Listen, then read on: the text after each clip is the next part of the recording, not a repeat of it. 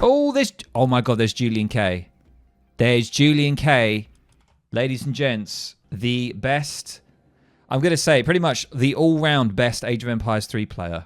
Welcome, ladies and gentlemen, to another casted game. This is live on the Ranked Ladder, and it is a very special one for all of my Age of Empires 3 champions, viewers of my content. We have JulianK here, playing Age of Mythology Retold. I thought this wasn't possible, ladies and gents. When I saw it, I didn't believe it, but he's in.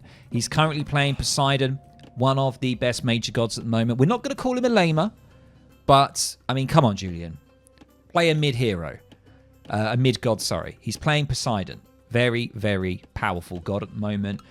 Very good at raiding, cavalry-focused. And the centaurs are just kind of cracked at the moment as well. They're very good, I would say. So let's see how this one goes down. So we are playing on Anatolia here that has access to the water. And we can see immediately Julian's getting on the water. He's not messing around here at all. Let's have a look at the map and introduce the opponent here. So on the bottom left part of that, we have Hokan playing as Isis from the Egyptians in Siam. So currently, Julian, just FYI, if you don't know who JulianK is, he is the best Age of Empires 3 player. I'm going to say it. I know we have Revnak, but you've got to bear in mind, Julian was the best treaty player, and at one point, he was second place for the best supremacy player. So on all those game modes that you have on Age of Empires 3, I would say he's pretty much up there as one of the best or the best players in Age of Empires 3. So let's see how he does here in Age of Mythology Retold, ladies and gents. It's going to be very, very good. Very, very fun to watch. I love watching sort of naturally talented strategy players play a brand new game that they've maybe never played before. I don't know if Julian's played Age of Mythology in the past. He may have played it when he was a kid, maybe a little bit. But let's see if he's been swatting up on build orders or anything like that. Let's see what he's doing here. So he's got a lure down, and he's immediately put that down, and he's already got sort of 2 on gold and 3 on wood. So it's kind of not too bad. Normally it's just 2 on wood, 2 on gold, everyone on food. That seems to be the general opening that you do. But remember, we have the dock here. So we probably need that extra veal on wood, maybe a 4th, so we can get those fishing boats out. So that's very important. Now, Hokan here is not actually opening on a dock at all at the moment. I can't see anything. I don't know with the Egyptians whether you delay it. I don't know. I'm going to be honest with you guys. I don't know whether you delay, whether you whatever. I have no idea. I don't know. So I'm not too averse with the strategies around the Egyptians or their openings. I don't know it 100%. So we're just going to have to see how this one plays out. But something about the Egyptians, if you don't know, all their buildings pretty much cost gold. Houses, drop-off points, those buildings are absolutely free. Towers automatically upgrade when you get into Age 2. They are some of the things that are inherent to the Egyptian pantheon. And also with Isis as well, very sort of eco-focused. You have the prosperity in Age 1, so you can gather stuff from coin mines really fast for 40 seconds. That can be really good if you want to go to the 3rd age, for example. If you want to do a timing, prosperity can be really good. And of course, Julian here has already used the lure, which means that you can get those animals in your TC here. So we are going to see the age up coming in for Hokan here. Going to be going for the Bast, so we can get the Sphinx. And looks like the age up's in for Julian, going for Hermes here, of course. The minor god focusing on cavalry. So we're going to be getting the centaurs. Of course we are. And is he going to go for a second TC here? We will see by the macro. He is moving quite a lot of vills over. I've seen some players move a real lot of villagers over to wood and coins. So you can really get that TC in as quickly as possible. Now, he might go for a second dock. He might go for a dock on the left side as well. But yeah, he's got a lot of fishing boats already. Let's just put it that way. He's looking pretty good fishing boat-wise. And let's just have a look at his vision here. That's got his scout on the left-hand side here. But yeah, he's looking pretty good eco-wise. He's doing a good job. He's gone for the ship, the dock, sorry. And I don't think Hokan has actually done that yet. He hasn't gone for a dock at all. Do you see the age up coming in?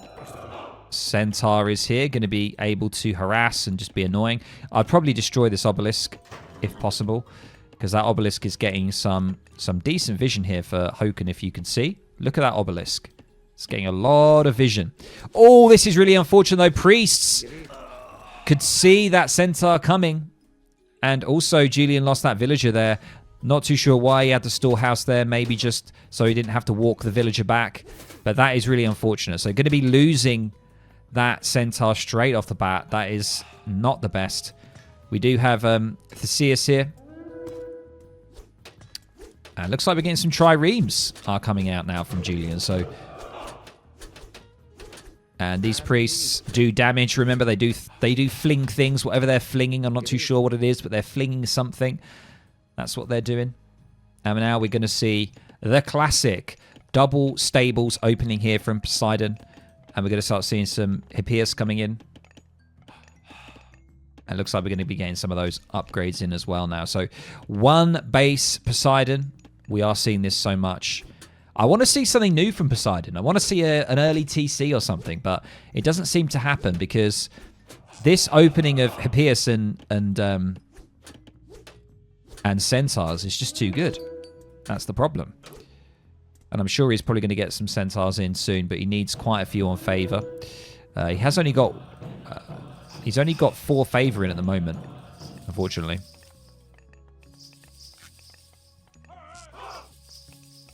And it's not going for a second TC here. Hokan isn't even on the water either. Are we going to be seeing a fast heroic here?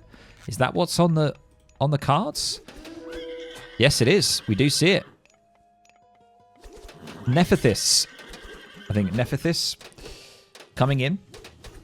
So, once again, as I mentioned, Egyptians, they focus their economy around coin.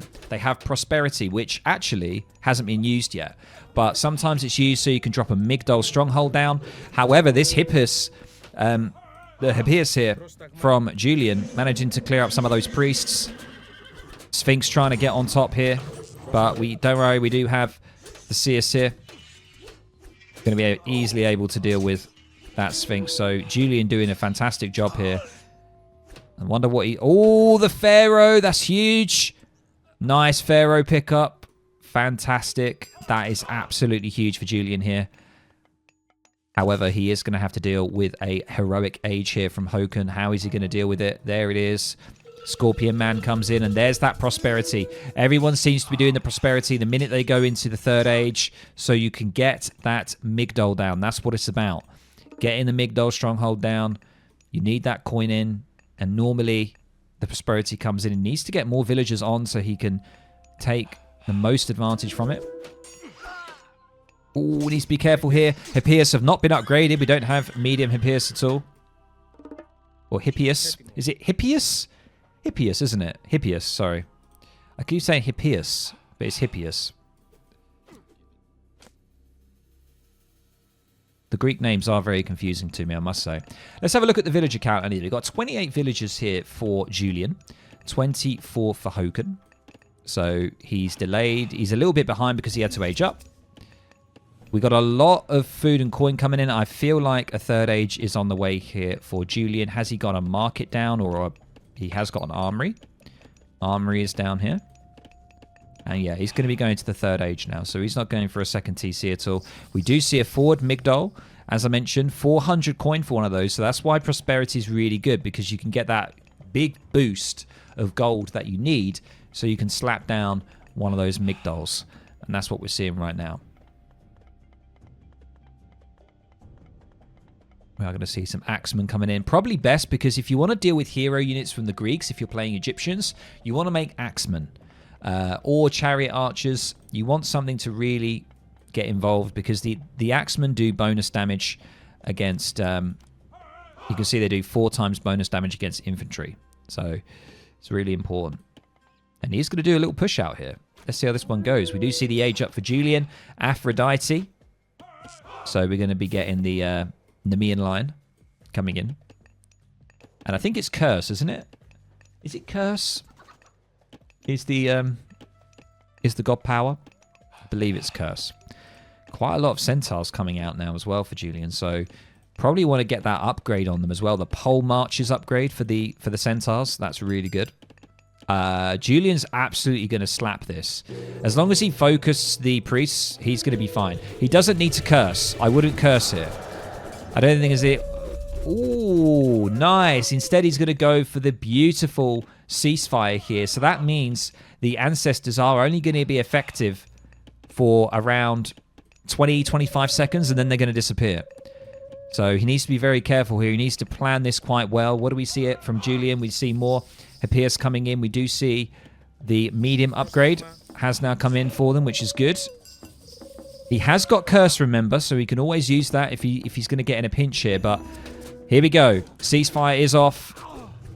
I'm not too sure. Yeah, there it is. Nice. Curse coming in. And now he's going to take the decision to fight. Remember, Hokan here fighting under 2 watchtowers and a TC. He needs to really focus the priest, though, because they're going to do some serious damage. But he's clearing it up absolutely beautifully here. He doesn't really have a hero unit available. Probably wants to get that in if he can. But that Scorpion, man, he is really tanky. Wow, look. He's doing a good job. But eventually going down. Julian managing to defend quite well there. Further Centaurs coming in. Needs to think about upgrades, I think. Maybe get that Centaur upgrade. Or he has the option maybe to get a TC down. He has got the water, though. This is what's helping him so much. And this is what Hokan hasn't got. You can see 37 villagers here for Julian versus 35. Now, does that take into account boats? I don't know whether it does take... It must take into account boats, right? The villager population? I'm not too sure. But yeah, that is one of the key things that's helping him so much here, is being on water. So Hokan needs to make a decision to maybe decide to go on water as well, or whether he needs to try and push and end, or whether he goes for a second TC. No players have gone for a second one just yet. So yeah, Egypt only has 1 TC, and so does Julian here. We do see various upgrades coming in. Levy cavalry coming in, along with the Purse Scene, which is the fishing upgrade, as well as Bowsaw. All of it's coming in now for Julian. Splashing the cash on the economic upgrades. And he's also now queuing in a couple of heroes that's going to help against those Scorpion men that he's been having a few problems with. But yeah, he's getting a lot of wood. He wants those extra centaurs. That's exactly what he's doing. He's queuing them up. But he needs the upgrade. Get the upgrade, Julian. Where is it? It is there. I can't actually hover over it for some reason. I can't actually see how much it... That is kind of frustrating. I can't remember how much it does cost. Cavalry going to be scouting around here, trying to find something. Let's just have a quick look at Julian's vision here. Maybe have a little wander around, see what he can find. Isis gets an extra 10 pop per TC. Easily can have fewer TCs and be fine. Yep, true. I'm thinking more from an eco basis rather than from a population base, though. I'm thinking like he is a bit behind. Villagers, he seems to be kind of on an equal standpoint. I don't know whether it's taken into account. I mean, we've got 9 villagers here. Can't say for certain whether it is calculating. I don't think it is. I don't think it's taken into account the fishing boats for the villagers here. So we must take that into account as well. So that's one of the reasons why Julian has the eco that he does. Now, this is scary. Spearmen and camel riders are going to do huge damage to the Hippias. So, oh, priests here doing some huge work as well as the chariot archers. Here we go, ladies and gents. Double Nemean there doing some nice stunning. Doing some nice area effect roars. Absolutely clearing it up. Wowee, that's scary. They are now heavy Hippias. But my lord, that was... What? What happened to the spearmen? They just got deleted. They're supposed to do well there. And I think it's clear that... Yeah, there it is. GG. Wow. What the hell? Okay, I think it's clear that the Egyptian infantry is quite bad. Can we confirm that they're quite bad? I must bear in mind, though, that Julian did have the heavy upgrade on. He also had first level of all of the upgrades here. Copper armor, weapons, and shields. So that's really good as well. But my lord, what the hell? Yeah. I think it was a combination of the Lions as well. The Lions did huge damage with their Roar. Their Roar does that AoE damage, and it got so many of them. And then along with the Centaurs, they have the AoE sort of flurry of arrows. Both of that combined just absolutely cleared up all of those spearmen. And then there was nothing left after that because you just had the chariot archers and they just got eaten alive by the Hippias. Wow. Good Lord. There we go. Julian winning a game. It's rare to see Julian lose games. So currently he's got 18 games played. He's lost 7. He's won 11. Normally when we see JulianK on Age of Empires 3, it's a very different story. Let's see how far he can get. I've got big hopes for him. I'd love to see him in like a top 50 position. That would be fantastic to see. Similar to Soldier, who's doing very well at the moment on the ladder as well. So let's see how Julian does. But it was really great to see him on the ladder playing Age of Mythology. It's nice to see. It's always good to see some of those legacy Age of Empires 3 players moving over to Retold. So that was really fun. Let's have a look at the post game. Yep, we do see largest army actually was Hokan, but the quality was definitely with Julian there, doing absolute world of pain. All resources you can see. That is the fishing boats, ladies and gents. That is it right there. There we go. Look at that. Going on water. Should you always do it? Should you always not? It depends what you're doing. If you're going for like a fast heroic, you don't want to go on water. If you're rushing, you don't want to go on water. If you're going for an eco opening and you want to be greedy and you want to maybe go for a second TC, or if you just want to go on water and miss the second TC, then by all means play like that. Play a slower age 2, get your eco, and then go for the third age. That's kind of what Julian did here, and it worked quite well.